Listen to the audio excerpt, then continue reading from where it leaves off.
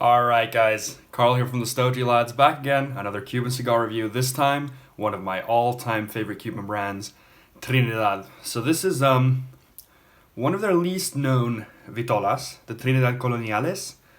This is a almost classic Corona cigar, so this is a very unusual vitola for nowadays actually. It's kind of in between a Robusto and a Coronas Grande. One of my favorite vitolas though, it's a 44 ring gauge by 132 millimeters, so it's a bit longer than a Robusto and a bit thinner. Classic Trinidad pigtail, classic Cuban hay barnyard almost, but mostly just hay and grass smell. Now I bought this along with a bunch of other Coloniales about a year and a half ago. I had one almost to the day a year ago, and it was very young. It was very dry, not a lot of great flavor. So I've waited another year to have another one.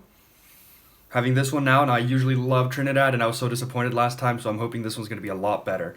But yeah, Trinidad is so highly rated nowadays, sort of like the little brother of Cohiba. So we'll see how this one's developed with age. Excited to light it up, and I'll see you guys in a bit. Alright, so got it lit up. Beautiful burn so far.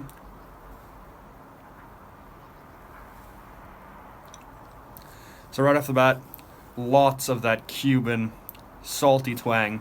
I always get this flavor profile in Trinidad, at least in the beginning.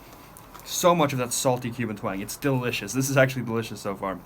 It's got a little bit of earthy sweetness as well, just like a little bit of just straight sweetness, not even like sweetness that I can relate to anything, and just a little bit of earth on the finish. It's very light so far, actually, completely light in these first, 10 puffs or whatever I'm on.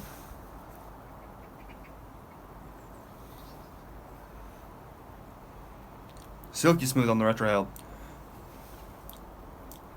It's very, very, very light. So I can't really give more notes than that so far.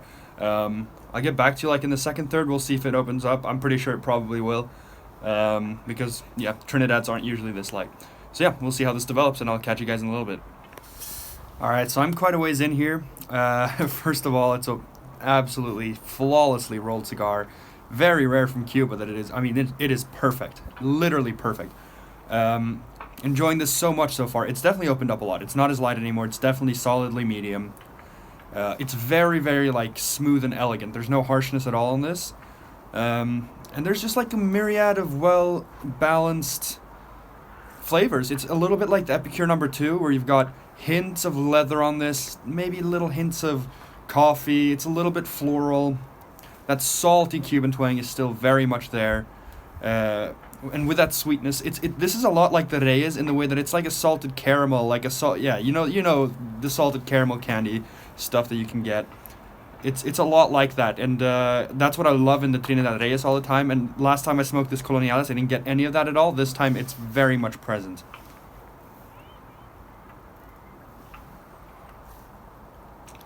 Absolutely astounding.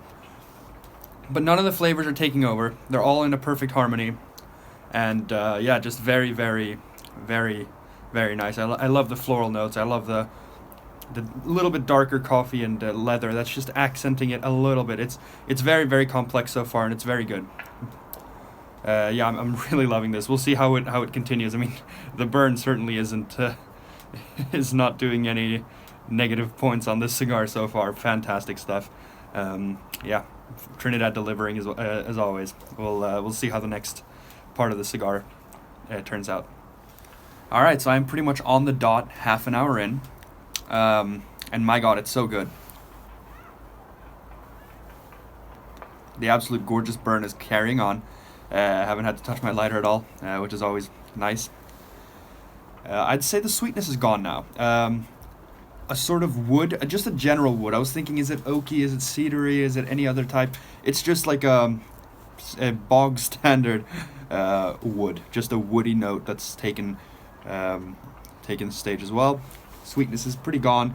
This is evolving into a darker cigar. It's so complex, really. It started so mild, then a little bit sweet and salty, a little floral there in the first third. The floral notes is gone. Yeah, the floral note is gone. The sweetness is pretty gone. It's more leathery now, a little more dark coffee-ish, but it's not dark in a Maduro sense. It's just those notes are trending a little more towards that sort of spectrum.